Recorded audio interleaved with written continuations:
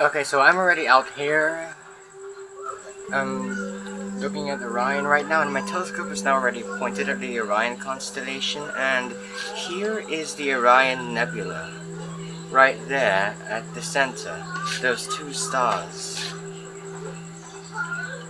And you can see a bit of haze around those stars, and so I'm gonna use this Bluetooth device here to take a picture of it using this night mode.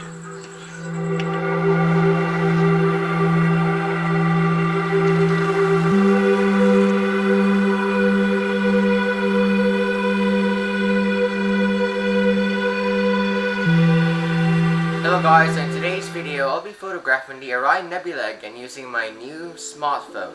So I've already photographed the Orion Nebula a couple times before using my old phone, and I also tried photographing the Orion Nebula once using my DSLR camera through my telescope, but it didn't really end well. I couldn't capture a lot of detail of the Orion Nebula. Even when I stacked the images, I couldn't get a lot of detail from it. Besides, since I don't have a star tracker, I don't have a lot of options in terms of photographing the Orion Nebula through my telescope. But now that I have a new phone, which is the Realme 7 Pro, that has better low light capabilities, and based on my experience in deep sky astrophotography, I tend to capture more detail using a smartphone through my telescope than by using a DSLR through my telescope.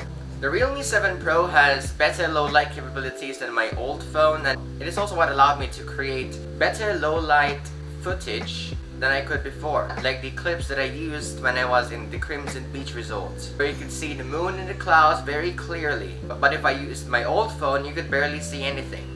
So I wondered, what will the Orion Nebula look like if I photograph it using my new phone with just better low light capabilities? But of course, since I don't have a star tracker or any of the other fancy equipment when it comes to deep sky astrophotography, I know that my options here are still limited, and I won't be able to capture the same amount of detail that more advanced deep sky astrophotographers can get from the Orion Nebula, let alone the dimmer part of the Orion Nebula itself. But it is still going to be worth a try. So tonight we're going to photograph the Orion Nebula. And yeah, still the same telescope, the Celestron Astromaster LT60AZ refractor telescope, since it's very expensive to buy another better telescope.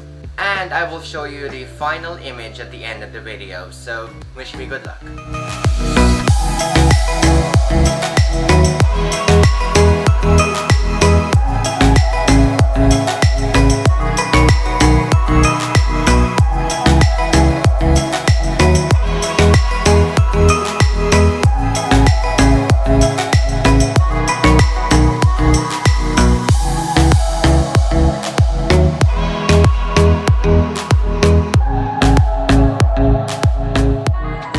Okay, so I'm already out here looking at Orion right now, and my telescope is now already pointed at the Orion constellation, and here is the Orion Nebula. Okay, so let's stop for a second. So in this part of the video, I was actually going to show you a screen recording of what I was looking at on my phone when I was photographing Orion. But I thought I was already screen recording during this time, but it stopped abruptly and I didn't notice, so it was a loss. I'm just going to show you some of the images that I took of Orion straight out of the camera. So I'm just going to skip this part to take a picture of it using this night mode.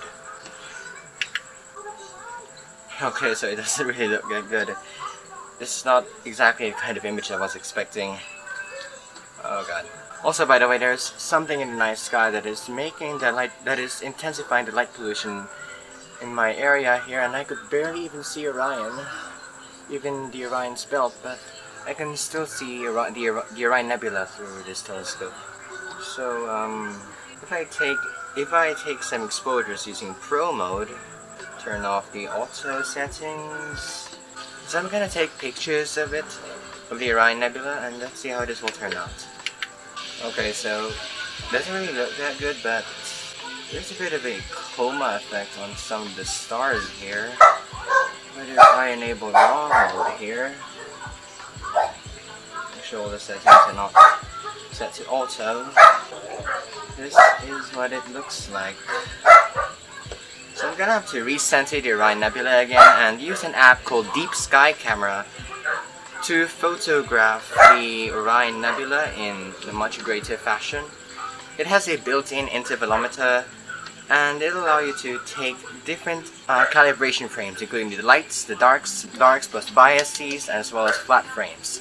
So I'm gonna have to take a series of images and stack them in Sequatool later on. So I'm gonna use the same camera settings that I used when I was in the expert mode of my camera, 4 seconds shutter speed as well as ISO 1600. And I'm gonna take as many light frames as possible in order to make sure that the noise is as low as possible. So wish me good luck on this.